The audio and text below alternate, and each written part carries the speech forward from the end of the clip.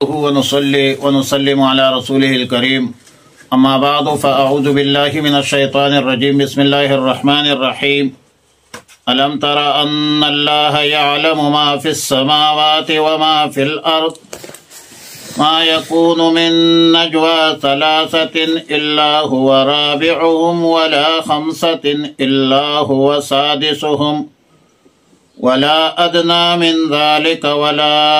أكثر إلا هو معهم أينما كانوا ثم ينبئهم بما عملوا يوم القيامة۔ پارہ 28 سورة المجادلہ رکوع 2 آیت نمبر 7-8۔ مذکورہ آیتوں میں باہمی سرگوشی اور مشاورت کے حوالے سے خصوصی ہدایات کا بیان ہے۔ خفیہ مشورہ عموماً مخصوص رازدان دوستوں میں ہوا کرتا ہے، جس پر تسلی اور اطمینان قلبی ہو کہ اس راز کو کسی پر ظاہر نہیں کریں گے۔ بعض اوقات رازدار دوستوں میں ناجائز ناحق مشاورت بھی ہوتی ہے، ظلم پر بھی مشاورت ہوتی ہے، قتل پر بھی ہوتی ہے، کسی کے املاک پر قبضہ کے حوالے سے بھی مشاورتیں ہوتی ہے،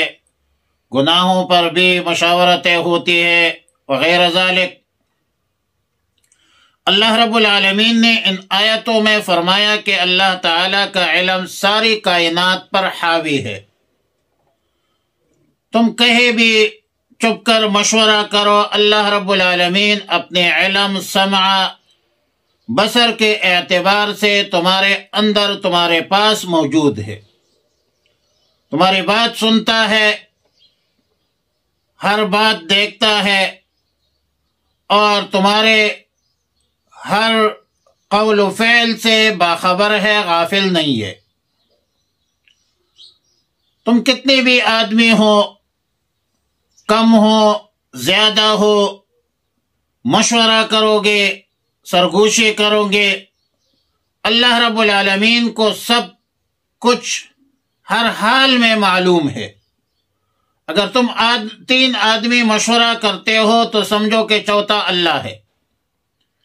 4 آدمی ہوں تو سمجھ لو کہ 5واں اللہ ہے، 5 بندے ہو تو سمجھ لو کہ 6واں اللہ ہے۔ باقی شان نزول کے حوالے سے تو چند واقعات ہے، روایات میں مذکور ہے کہ یہود اور مسلمانوں کے مابین صلح تھی، لیکن جب یہود کسی مسلمان کو دیکھتے تھے تو اس کے خیالات پریشان کرنے کے لیے آپس میں سرگوشی کرتے تھے۔ مسلمان سمجھتا تھا کہ یہ میرے خلاف کوئی سازش کر رہے ہیں،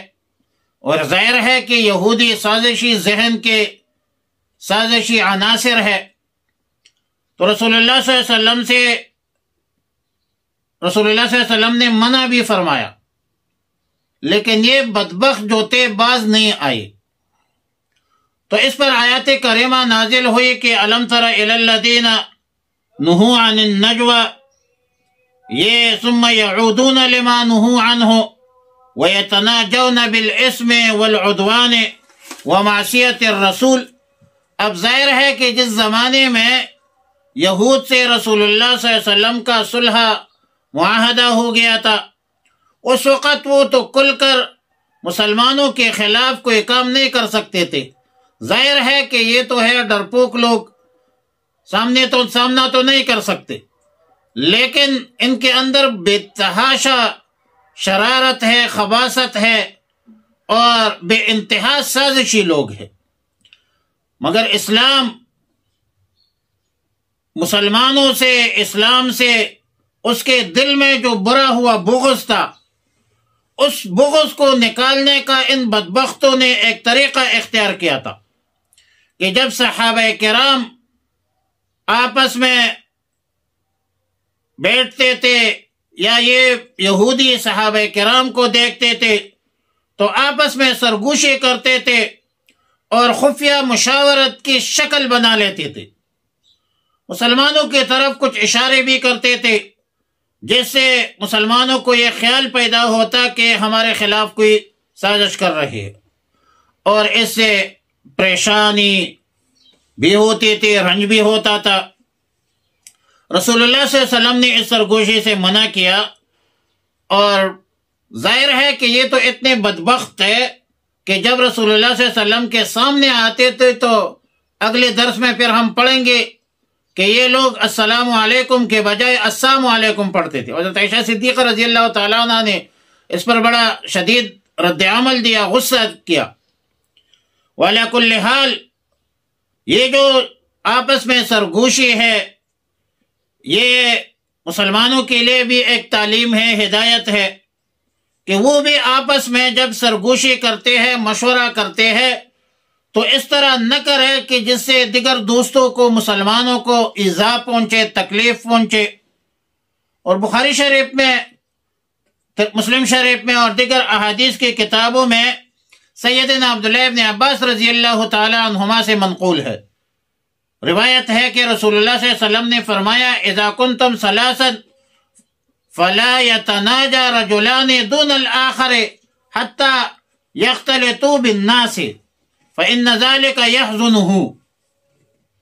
یعنی جس جگہ تم 3 آدمی جمع ہو تو 2 آدمی تیسرے کو چھوڑ کر باہمی سرگوشی اور خفیہ باتیں نہ کرے جب تک دوسرے آدمی نہ آ جائے، کیونکہ اس سے اس کی دل شکنی ہوتی ہے۔ ظاہر ہے کہ دیگر دوست جو ہے وہ پھر دیگر مسلمان وہ غیریت اور اجنبیت کا جو ہے احساس ہوتا ہے ان کو۔ جماعتی زندگی میں بھی یہ ہوتا ہے کہ جماعتی زندگی میں ایک ہدف رکھا جاتا ہے، ایک موقف رکھا جاتا ہے،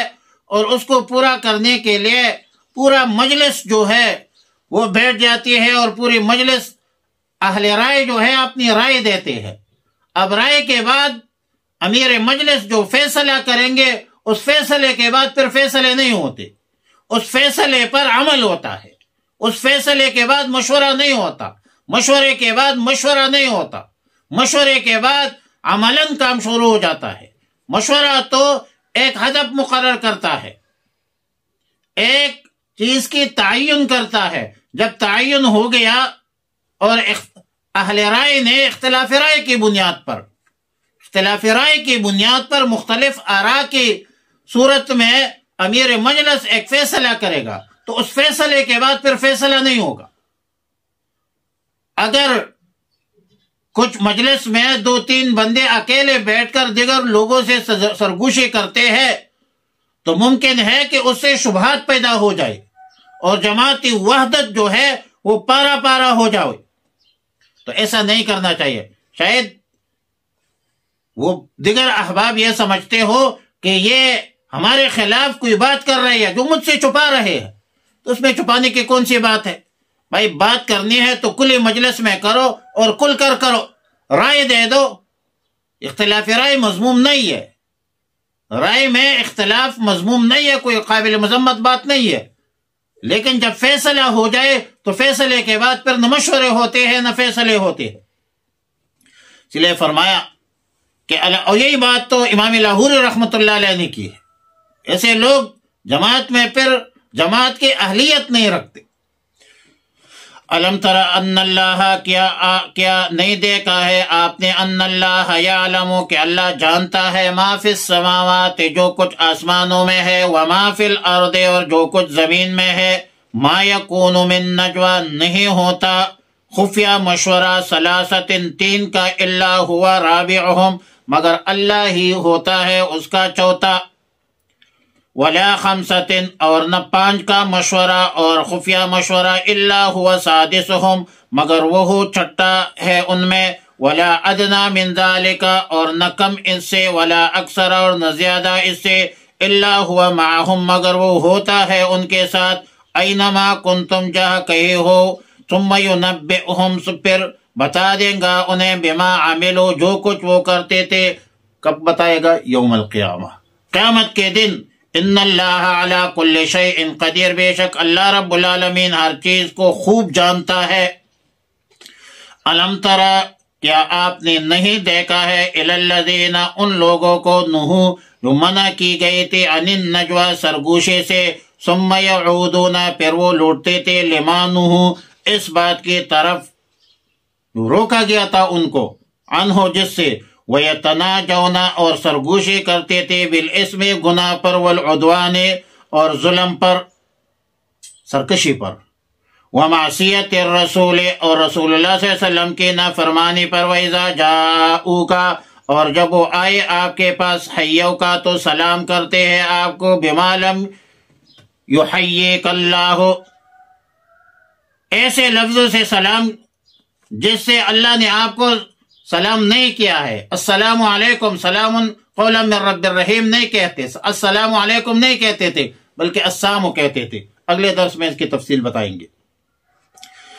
بما لم یحییک اللہ جس سے سلام نہیں دیا ہے آپ کو اللہ نے، ویقولون اور کہتے ہیں، فی انفسہم اپنے نفسوں میں، لولا یعذبنا اللہ کہ کیوں نہیں عذاب دیتا ہمیں اللہ، بما نقول اس پر جو ہم کہتے ہیں، حسبہ جہنم کافی ہے اس کے لیے دوزخ، یصلونہا وہ داخل ہوں گے اس میں، فبئس المصیر اور وہ بہت برا جگہ ہے. اللہم ربنا تقبل منا انک انت السمیع العلیم وتب